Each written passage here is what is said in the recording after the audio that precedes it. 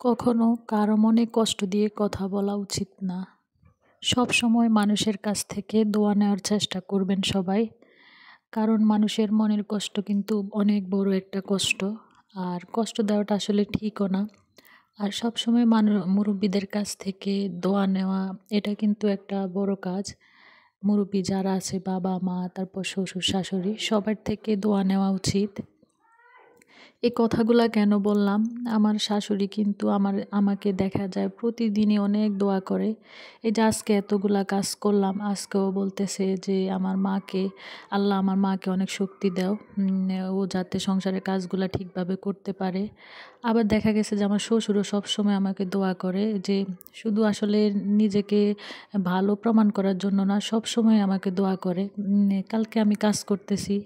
তো আমার শ্বশুরও আমাকে মানে আমি অন্য রুমে আরকি আমার বাবার কাছে বলতেছে, "না, আমরা ওর কাছ থেকে কোনোদিনও কোনো আঘাত পাই নাই। আপনার মেয়ে অনেক ভালো। আপনি প্রশংসা পাওয়ার যোগ্য।" এসব কথা আরকি বলতেছে।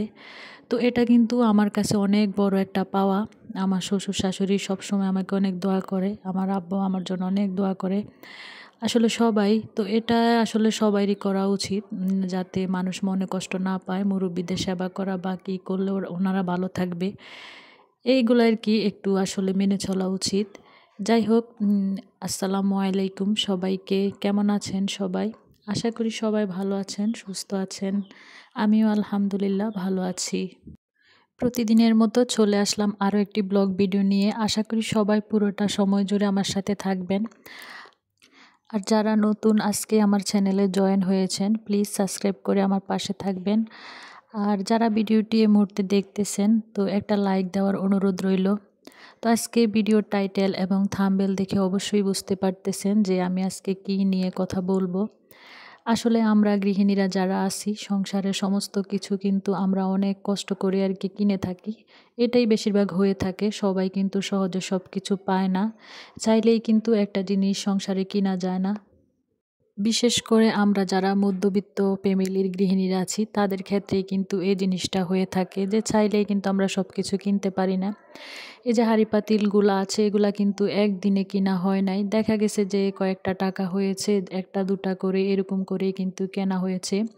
একসাথে কিন্তু আসলে কিন্তু এতগুলা কিনা যায় না। তো এরকম করেই কিন্তু এসব জিনিস আমি আরকি কিনেছি।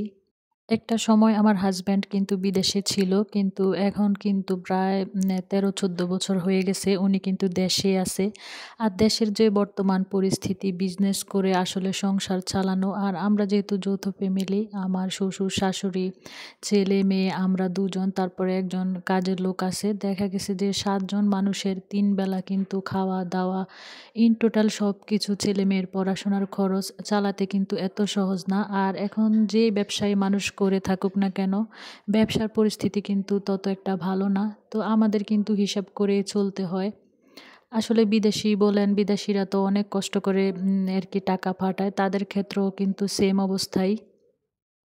আমার যারা পুরানো ভিউয়ার্স আছে তারা অবশ্যই জানে যে আমি তো ঘরের চালের কাজ ধরেছি। তো এই কাজটা কিন্তু আমাদের ৩-৪ বছর ধরে আরকি ঘুরতে হইছে যে চালের কাজ করব করে বলে কিন্তু হয়ে ওঠে নাই আরকি। আসলে ওইটা করতে গেলে দেখা গেছে যে আমাদের প্রায় এই যে করেছি প্রায় ২ লক্ষ টাকার মতো আরকি চলে গেছে। তো এটা কিন্তু আসলে একদিনে হয় নাই।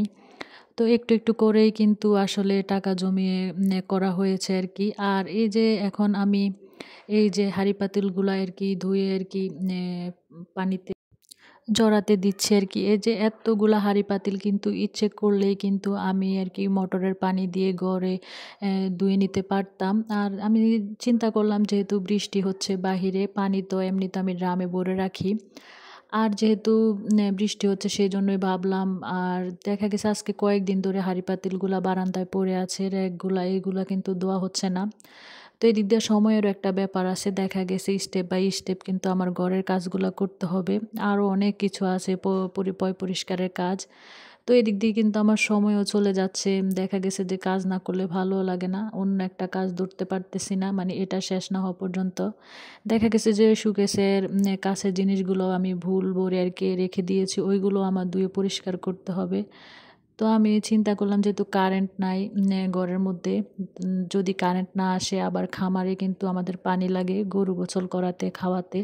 তো বাই চান্সে যদি কারেন্ট না আসে তাহলে কিন্তু আমার পানির সংকট হতে পারে। সেজন্যই ভাবলাম যে না, বৃষ্টির পানি যেহেতু আছে এদিক দিয়ে আমার সময়ও একটু বাঁচলো, তারপরে আমার এই কাজটাও হয়ে গেল। আর এই যে ফ্রিজটা কিন্তু আমি গতকালকে রাতে ভিতরে আর কি পরিষ্কার করে রেখেছি, আর এখন একটু বাইরেটা একটু পরিষ্কার করছি। তো এই ফ্রিজটা কিন্তু আমি টাকা জমিয়ে আর কি কিনেছিলাম। আমার বলতে আসলে লজ্জা নেই, এই ফ্রিজটা কিন্তু আমি কিস্তিতে নিয়েছিলাম। আমার কাছে আর কি ৮,০০০ টাকা আর কি হয়েছিল। আমি একটু একটু করে আর কি ৮,০০০ টাকা জমিয়েছিলাম। তো ভাবলাম যেহেতু তারপর আমরা আর কি গরুর খামার দেই, তো আমরা যেহেতু দুধের বিজনেস করি বা দুধ বিক্রি করি, তো ফ্রিজটা আমাদের একটা প্রয়োজনীয় জিনিস। তো আমি ৮,০০০ টাকা দিয়ে ফ্রিজটা নিয়ে তারপরে আর কি ২৬,০০০ টাকা নিয়েছিল। বাকি টাকাগুলো আমি আর কি কিস্তির মাধ্যমে পরিশোধ করি। এরকম করে কিন্তু আরও অনেক কিছু কিনেছিলাম। আর এদিক দিয়ে কিন্তু আমাদের বাজার আসছে। গতকালকে আপনারা হয়তো দেখেছেন যে আমরা বাড়ি ভাড়া মানে আমি আর কি বাড়ি ভাড়া উঠাতে গিয়েছি। তো আমাদের বাড়ি ভাড়া উঠানোর পরেই কিন্তু আমরা মাসের বাজারটা করে থাকি। আমরা যারা গৃহিণী আছি আমাদের উচিত সব কিছু থাকতেই কিন্তু জিনিস নিয়ে আসার। এবার গরিব হই বা মধ্যবিত্ত হই বা ধনী হই, ঘরে থাকতে কিন্তু একটা জিনিস আনা উচিত। আর যারা বিদেশে থাকে হয়তো ভাবতে পারেন যে থাকলে কেন আনবো। দেখা গেছে যে পেঁয়াজ বলেন, চাউল বলেন, ওইগুলা যদি যখনই আমরা মাসের বাজারটা করি তখনই যদি কিছুটা পেঁয়াজ আর কি সরিয়ে রাখবেন, যে মনে করবেন যে এটা আপনার ঘরে নাই, নাই বলে আর কি সরিয়ে রাখবেন। দেখা গেছে যে চাউল কিছুটা ২ থেকে ৫ কেজির মতো চাল সরিয়ে রাখবেন। ওইটা আপনার সঞ্চয় হিসাবে যেভাবে আমরা টাকা জমাই সেভাবে আর কি রেখে দিবেন। ওইটা আর কি ধরবেন না। ওইটা যখন দেখবেন যে একেবারে আপনার ওইটা না হাত দিলে নাই হবে, দেখা গেছে জানতে পারলেন না কোনো একটা কারণে, তখন আর কি যদি ওই জিনিসগুলো আমরা মানে রান্না করি বা যে কোনো কাজে লাগাই আর কি। আর আমি ওই সবসময় এমন করি, পেঁয়াজ, রসুন, চাউল এগুলা কিন্তু আমি কিছুটা সরিয়ে রাখি।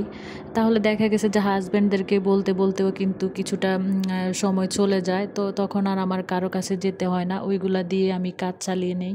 এই যে বাজারগুলা দেখালাম ওইখানে কিন্তু আমার ঘরে কিন্তু ছিল, জিরা ছিল, চাউল ছিল, আরও কয়েকদিন যেত। তো ভাবলাম পরে যদি আবার না আনতে পারে বা কোনো সমস্যা থাকে সেই জন্যই কিন্তু আমি সব কিছু নিয়ে আসলাম। এখান থেকেও কিন্তু আমি কিছু সরিয়ে রাখবো।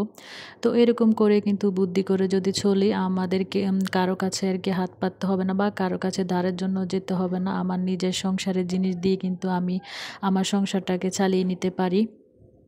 দেখা গেছে যে ৫ লিটার তেল আনলো, ওইখান থেকে ১ লিটার আমি সরিয়ে রাখলাম। ওইটা আমি ব্যবহার করব না, ওইটা আমি পরবর্তীতে করব। ওইরকমভাবেই আর কি। তো আজকে দুপুরে রান্না করব মুগ ডাল দিয়ে মাছের মাথা আর ভেন্ডি ভাজি। তো এতক্ষণ আমি যে কথাগুলা বললাম এগুলা যদি আমরা আর কি একটু মেনে চলি তাহলে অভাব কোনোদিনই আমাদের আসবে না। আমরা কারো কাছে যেতে হবে না বা আমরা যেকোনোভাবে আমাদের সংসারটা চালিয়ে নিতে পারবো। আজকে ভিডিও আর বেশি বড় করব না। সবাই ভালো থাকবেন, সুস্থ থাকবেন। আজকে এ পর্যন্তই। আল্লাহ হাফেজ।